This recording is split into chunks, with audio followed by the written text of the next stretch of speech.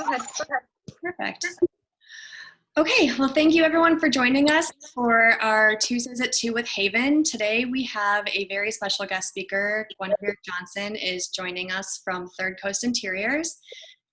We are very excited to have her along with us today, and we have some really great things to share and show in terms of what to do if you are planning on introducing any statement ceilings or floors into your home. So I'll start by letting Gwen have the floor for a minute. And Gwen, you can go ahead and give us a little introduction about yourself, your time in Chicago, and your experience in design. Well, thanks so much for having me. And I was really excited to come on. I love Haven. And Monty says hi as well, my little puppy. And I also was particularly excited to talk about statement ceilings and floors because they're one of my favorite things. Third Coast Interiors, I have my back. We kind of started in New York and Mexico City, places that I used to live. And then I came back to Chicago, where my family is from originally. And we mainly do high-end residential design. We specialize in buildings from the 1880s to 1930s, and then also new developments. And we do some commercial as well. Excellent. Well, Gwen and I have known each other for a number of years, and I'm a very big fan of her work, and she has some great things to share with us. So we'll go ahead and just jump in right off the cuff and start with some of these higher end questions here, like which rooms are ideal for statement ceilings? So we can go ahead and start with that. I really feel that every room is ideal for a statement ceiling, and I think we're going to show you, you can do things that make a big impact, even though they might not be over the top lacquer ceiling. So on the left here. So I do feel that every room is ideal for a statement ceiling. I will say the two places that we mainly do them are great rooms and then also powder rooms. Powder rooms would be more like your wallpaper, and great rooms would be more architectural applications like beams and coffered ceilings and decorative moldings. Yeah, some of these ones that we have here in the photographs too, like they just really have such a big impact on the space alone. I'm with you. The lacquered ceiling is amazing. It really has just a huge statement that it's bringing into the place, and with all of the neutrals that are going on with the black and white, it's very timeless. That was an excellent look.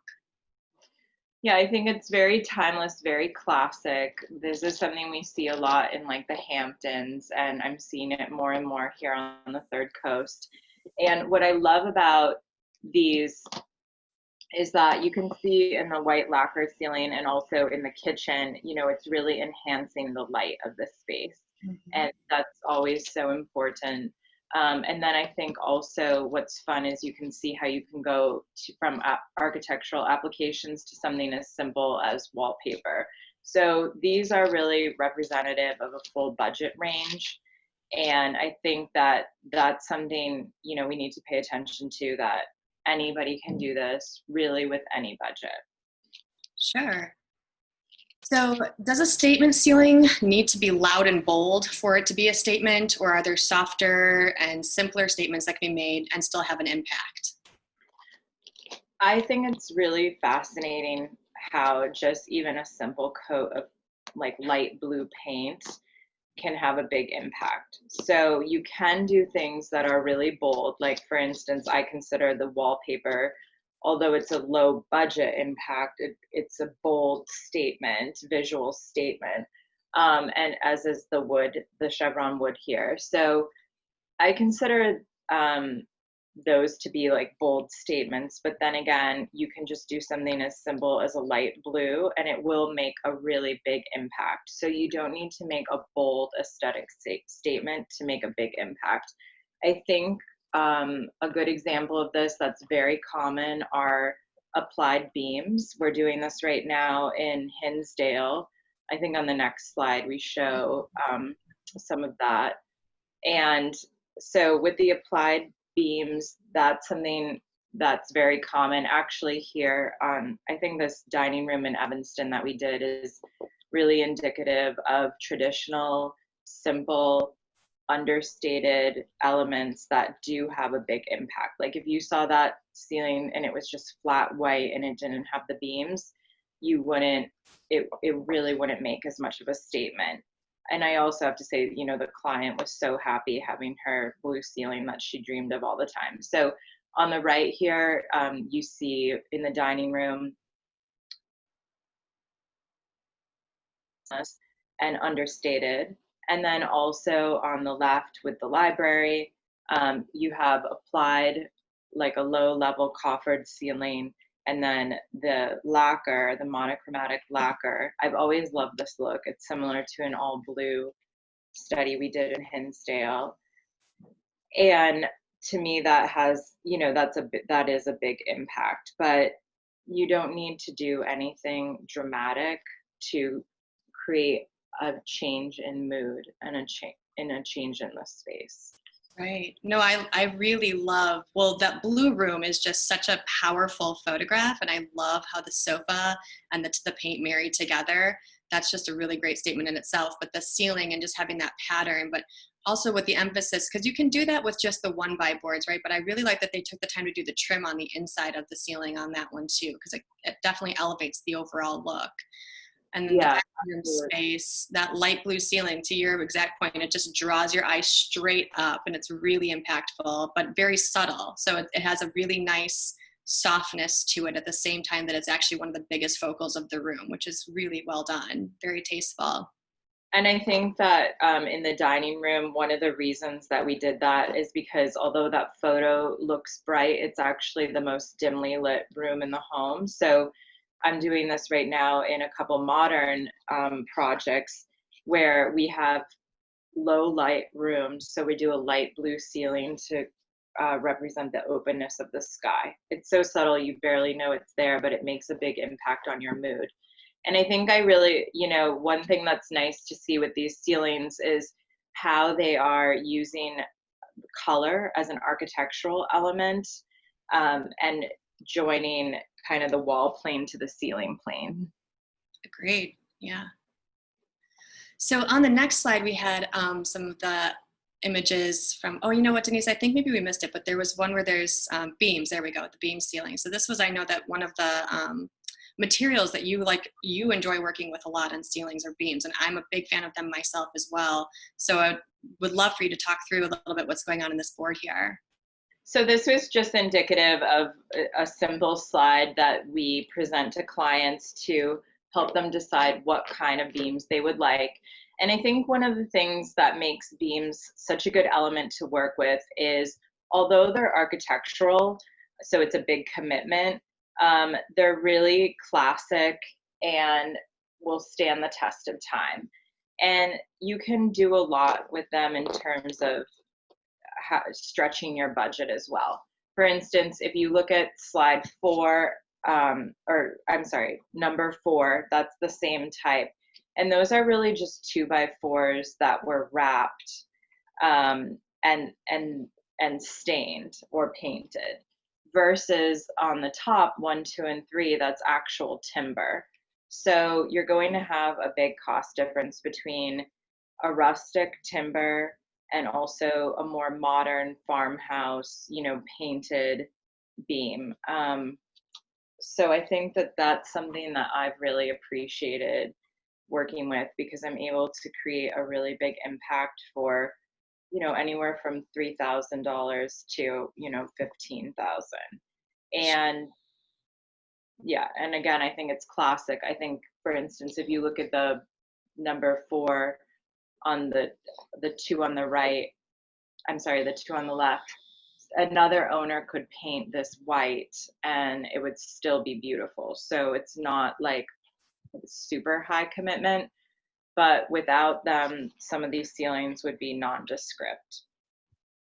No, I agree. And I really think that adding the natural element of wood inside is also really good for people and their moods and their health. Like having those outside pieces come inside really does have that impact on just people's aesthetic in general in terms of how they feel in a space. But I think beams, and especially when you got the reclaimed barnwood with the knotty pines and all the fun stuff that can come along with them, they're not just the big impact, but the little things that when you really look at them that you can find in them too is also very interesting for a lot of people. I agree. And I actually, today we were writing one of our new ads, and I was talking about the importance more now than ever of harmonizing your space with the exterior natural world. And it's really, really important to create a serene, soothing environment with natural elements. And this is really indicative of that. And just to give people listening an idea of how versatile this is and how I feel it's such a good investment. I mean, we're doing this in a cottage from the 1930s. We're doing it in a manor from the 1930s. We're doing it in a 1990s modern farmhouse. We're doing it in a 1990s city townhouse. So same idea, but it's valid across the board. Right. And they also have longevity. I mean, these aren't going out of style anytime soon. They've been in style forever, and they will continue to be as well. So really good point on that. And I know I said like 3,000 for the lowest budget, but actually you could do this yourself and just go buy 2x4s and put those on the ceiling and paint them black, or paint them a color over a wallpaper would be really, really fun. Oh yeah, absolutely. And that's something you can do at home in your spare time if you felt like it. Yeah. Well, if people are getting ready to plan for their ceiling, what steps should they be taking, and what kind of things should they be considering in terms of the overall look of every room that they're looking at as well? Yeah, so what I think this is like a twofold statement. One, first of all, what I think is most important is to find things that you love and that you react to with your eyes and your heart, and then make sure you're incorporating them in your home. And so sometimes we're like, what planes do we have left? Okay, the ceiling.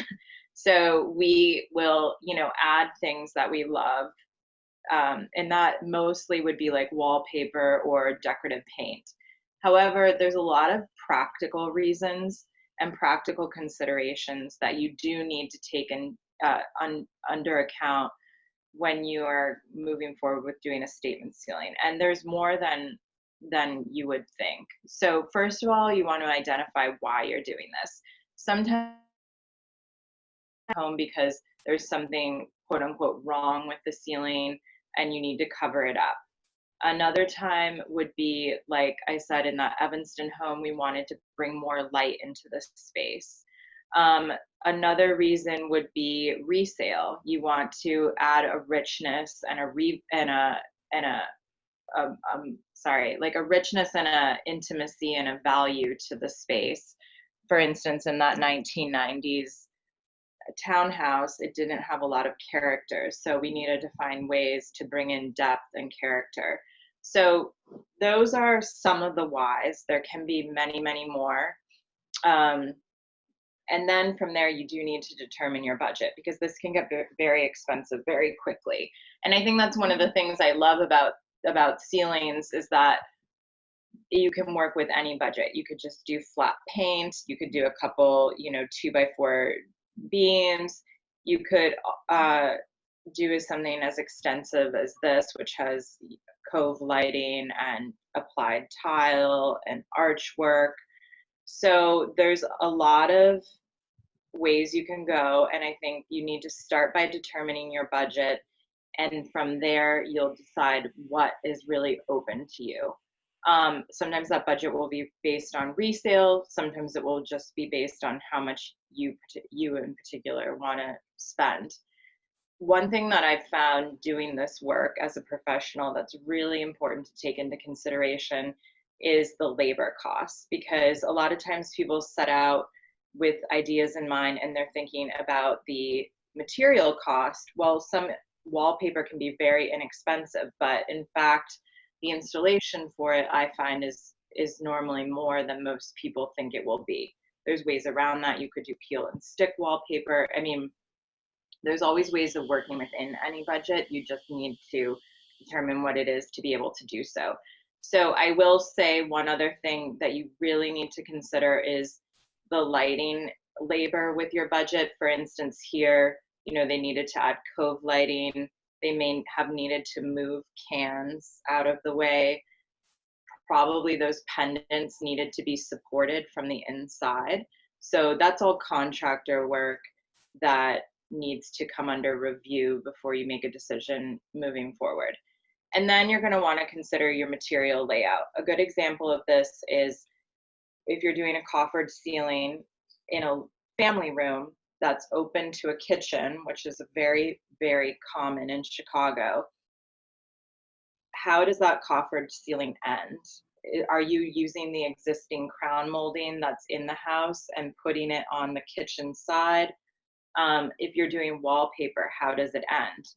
Mainly, if you don't have closed walls everywhere, you need to come up with a piece of applied molding that stops it or something like that. How do the colors die into the surrounding colors? I would also say you need to think about the material layout in terms of where it meets up with the wall. Sometimes you're enhancing the walls, all of those things. Maybe if you have other questions, I can talk about that.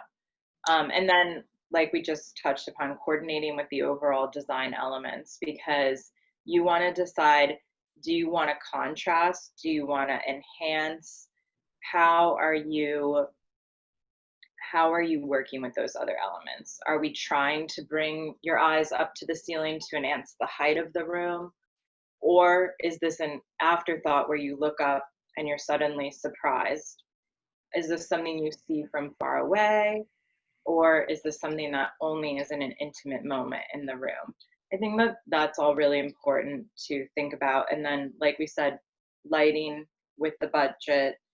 You also want to think about lighting with the design aesthetic, because especially in the ceiling, that really, really goes hand in hand. Yeah, I agree. And those are great tips for anyone that's considering how to get started. It's really helpful.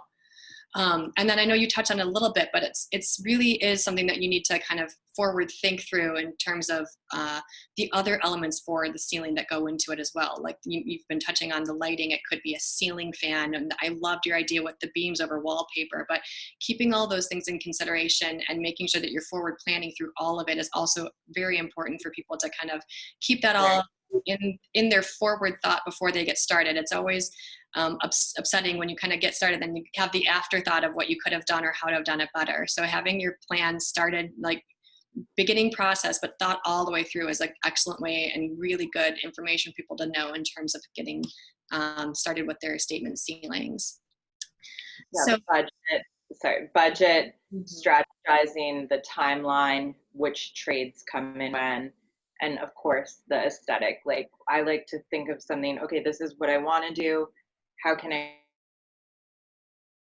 push yourself to go one step further and at least consider what more you could do?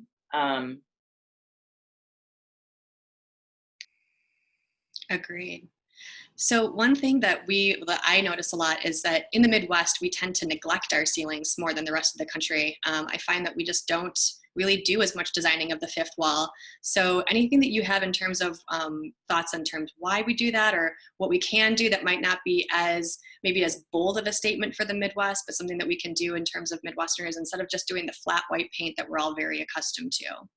Yeah, I mean, I think this is actually really personal to me because my whole family, all my ancestors came to Chicago from other countries, and I definitely appreciate the frugality that I find in the Midwest, which allows people to stretch their money. And also, we have big spaces here, so we need to conserve budget to be able to do a lot of work. So when it comes to budget, sometimes people, they leave out the ceiling because it's not something that has to be done. But I will tell you, there's never been a time where anybody has come back to me and said, I wish I didn't invest in my ceiling. Always, if anything, there will be people saying, I wish I had. And everybody's always super, super happy. So one thing I will say, and I was coming like from New York and from Mexico City, which are design capitals, along with, I believe, Chicago is as well, but worldwide, these are two places which for a long time have been design capitals. And I was used to kind of bigger budgets and bigger risks in those markets. And I think it took a while here, but I noticed that people more and more are willing to take risks and they understand the value in taking risks. And I think that's the key word is like you really need to understand the value, the longevity, and also resale value. So people here are beginning to understand that when they resell a house, they're not the only ones who will have appreciated this. The next owners will as well. So I think that maybe people are getting a little afraid if it's not their forever home, they're going to lose money. But now they're realizing more and more that they won't. However, that being said, these are some good examples here on this slide of things that you could do that maybe aren't as expensive as you might imagine. So first, in the first entryway,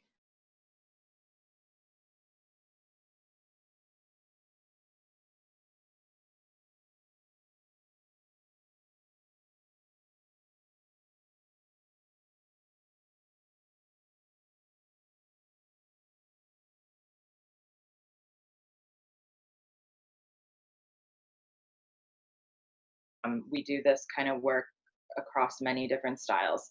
And then on the right, this is indicative of like an amazing design that I think a lot of people would really appreciate the taste level here.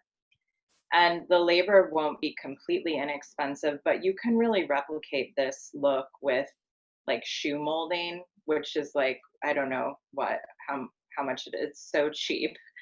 And you could do something like that on your ceiling with shoe molding from Home Depot or decorative molding, and you could probably even install it yourself. So I think there's ways of working with budgets. You just really need a little ingenuity and somebody to talk you through it.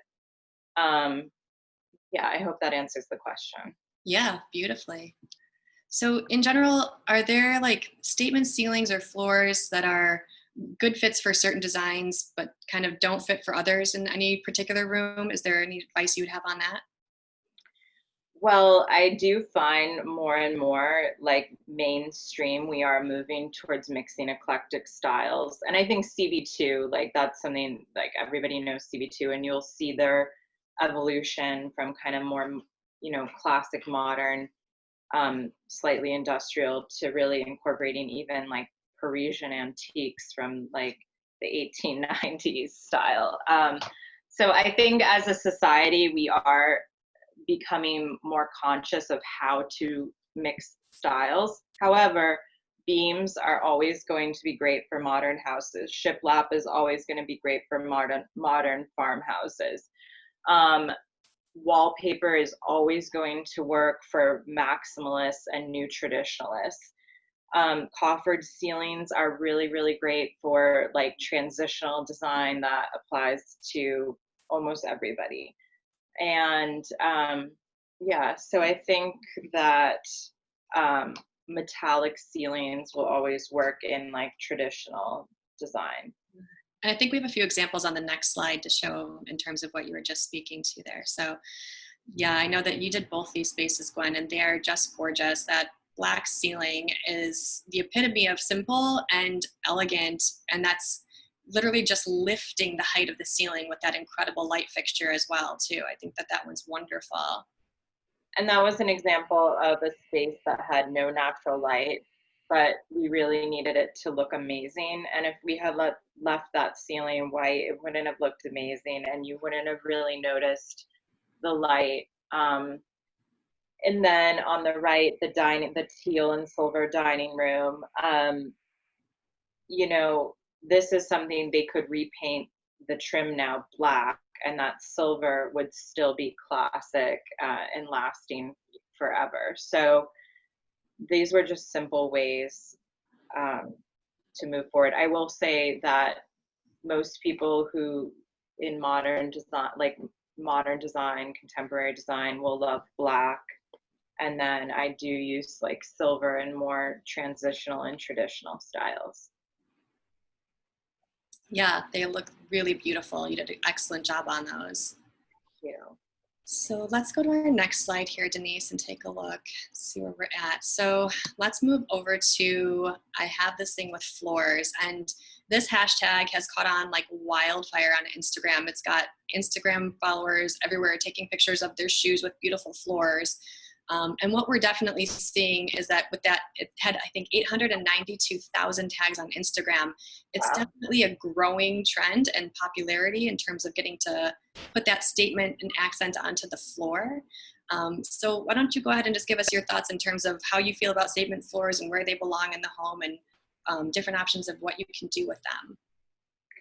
Yeah, well, it's really fun because even a lot of people who would tend to be very conservative with design will always want a statement floor of some sort in some place. And I just think that's my favorite hashtag myself. And it just reminds you like there's beauty all around you. There's historic mosaic you can draw upon, modern, etc. So where we normally see statement floors are bathrooms and foyers and mudrooms. I think that those are the three best places right now. And then followed by a powder room.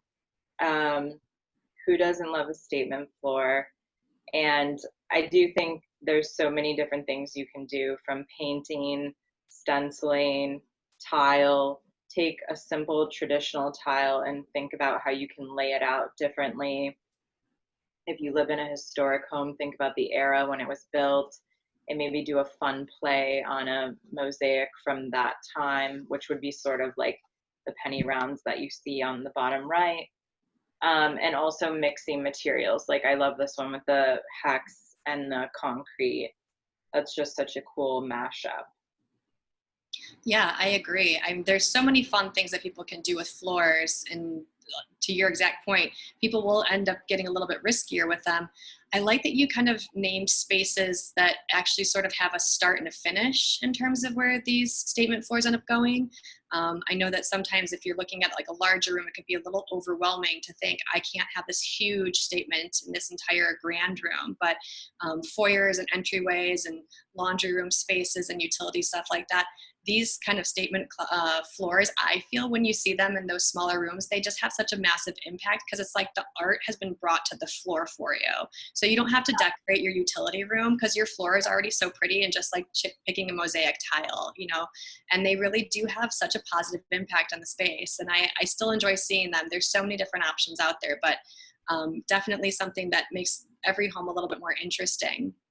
In your personal experience or like in your own taste, do you have a favorite style or pattern that you like to use for statement floors the most? Well, I'm really happy right now. We're doing kind of like a Cuban Moroccan mashup in Florida because we're so in the Florida Keys because we're so close to Cuba, and then we're doing like an outdoor hookah lounge.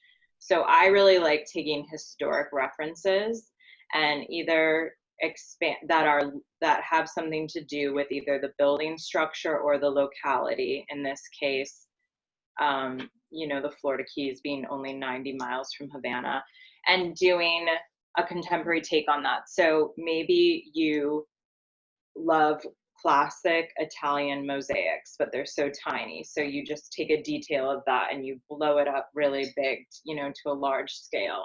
Or maybe you do love something that, I'm trying to think of an example, but like a historic marble mosaic, but you really want to do it in like citron yellow and black. I don't know. So I like taking historic references personally and bringing them to life with kind of like breathing new air into them. For me, this is very classic, but I love a herringbone, just in amazing materials. I'm really excited. We're doing a foyer in a modern building right now that is porcelain that has gold polka dots in it. It's like, yeah, that's going to be really, this is from a company called Audrey Lane, and they do these amazing metallic and porcelain tiles. So I'm super, super excited about that. Yeah, that sounds wonderful. And I Yeah. agree with you. A herringbone is always just a really beautiful look in general. So I'm definitely on with that. On to the next slide, Denise, if we can go to that one, excuse me. Wanted to talk through a little bit. I know we were just talking about optimal patterns and styles and spaces. And these are some interesting elements in all of the different ways that they've kind of brought these things together. But is there a material that you would suggest not using for a statement floor for any particular reason? But I mean, just in looking at these, I could even say like the inlay of that one with the hex, it's just so pretty. And that's obviously wood tile. We're seeing the tile again in the entryway here. But are there any materials that you would steer away from when it comes to doing statement floors? Well, for a floor, not really. You just have to consider the traction, and and like, if there's heavy traffic or not. But so like in residential, not really, but just make sure, like, if you're using a tile, that it's actually for the floor and not just walls, or it will crack, that sort of thing. But honestly, I really like working with all materials. I can't think of anything off the top of my head that I wouldn't use. What about you? No, actually, I agree with you. I think there's so many fun, the heavy lifting with some of these more statement floors. And so I think that, you know, you can really get away with doing almost anything in terms of staying with them in style. But what I like that you just said was the consideration of the materials and what you're also seeing in the other space. So even in the stairway photo here, I love how they did the border on the outside of the tile, and then they tied that with the cream and the black in the border on the stairs. Like they really just flipped it, and it's so perfect. Like they just balanced each other so well. One's got the heavy pattern, one's nice and solid. Like keeping in those considerations for people, like, again, the forward thinking in terms of planning is really helpful, but the way that they executed that one, I just think is stunning. I really love how that just has such a beautiful and yet a very sophisticated impact. Yeah, and I love, that's a good example of something that's kind of modern and traditional at once, like with the stained glass, but then against this very contemporary chandelier, and using this kind of blush color on the rail, but then with this like very, very classic black and white tile. I think it's really, really captivating and very, very well thought out. And I bet that that stair, what this, even though that's a very nice runner, I bet that this was actually kind of a budget way of doing that stair, because they were able to just paint it rather than Mhm. sanding it and restaining it, which would cost much more. Sure. That's kind of an example of where I was saying with the ceilings, like sometimes, especially in historic buildings, there's things that could be wrong or imperfect that you kind of want to cover up. And I have a feeling that that's what they were doing with that stair.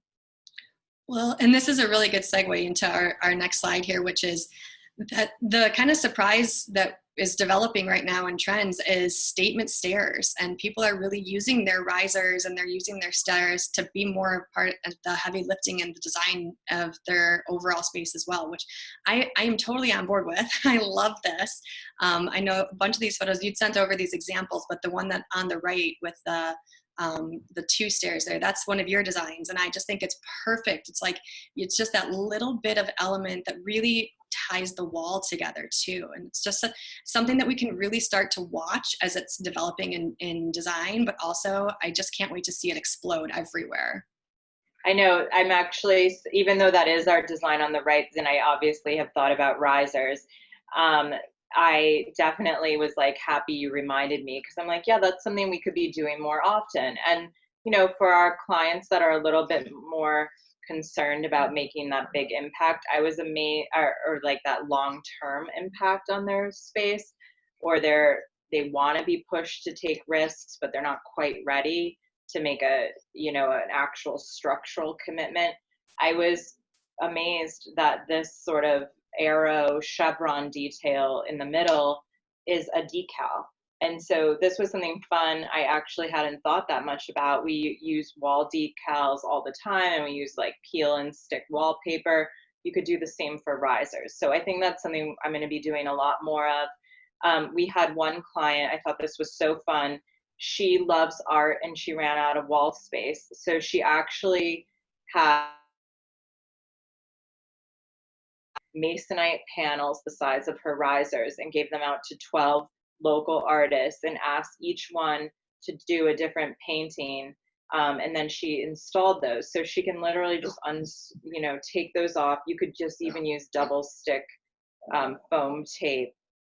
And then, of course, like runners, that's always really fun. I don't remember the name, but there was this blue antelope runner that everybody loved. And that was so fun. I'm sorry, my dog is, my dog, yes, I'm a new dog mom, so I'm not totally used to this. So I think like a runner is fabulous. These decals, we have architectural elements that are literally cemented in. So you can really take this at every level. You can integrate it with the architecture as you build your home or renovate, or you can just apply something later on. I will say that sometimes, I'm sorry, I'm just gonna grab him. I will say that, Monty, come here. I will say that sometimes it is valuable to, sorry about that, to take in like considerations. For instance, we couldn't really do concrete on these steps, and we needed a transition. So the tile was like really great because it can expand and contract without cracking, and also it wouldn't show like any footprints or the like little black rubber marks. So there's a lot of like practical reasons to do this besides just aesthetics. Yeah, and that it's absolutely one of those points where you're not expecting the finished, like polished product this way, but it's so impactful once you see it. So well done. Yeah. This is really great. Thank you. Well, is there anything else that we want to bestow upon our visitors while we're here? Any last thoughts or comments or anything else that came up? But questions for anyone? If not. Well, I was just feeling like this was re-inspiring me. And I think that there's a lot of people who want to take risks and they're scared to in a big space, or like right in front of your face. So I think that actually the ceiling and stair risers are two great places to consider for something maybe a little bit out of the way, but also very, very impactful. And I really do hope in the Third Coast in Chicago, we keep taking more risks and bringing more color to our lives. Yeah, I agree. Well, thank you so much, Gwen, for today. For those of you, again, who are interested, you can visit her website at thirdcoastinteriors.net. There is a question, Julie. Sorry? There is one question. Oh, sure. Sorry. Cherry was just commenting that she loved seeing all these ideas and hearing the range of what you can do with a budget. Oh, great. Thank you. We're glad that you found that interesting. It's definitely something that, once people start really working with these spaces, they can be one of the most impactful parts of your home. So I hope everyone got a little bit of inspiration today and that you're willing and ready to relook at your own spaces and see what you can do with them. As a reminder, and to everyone out there, we did just relaunch Haven's new website. We're very proud of it. We'd love for you to go take a look at it. It's havenhomestager.com. And for next week on Tuesday, we'll be transitioning into Instagram Live for next week. So watch for that on Tuesdays at 2, and that will be 5 steps to make the perfect bed. So if you want to learn how to make the perfect bed, this is the one for you. Thank you so much for joining everyone today. Hope you all have a really great afternoon. Thank you, Julie. Thanks, Gwen.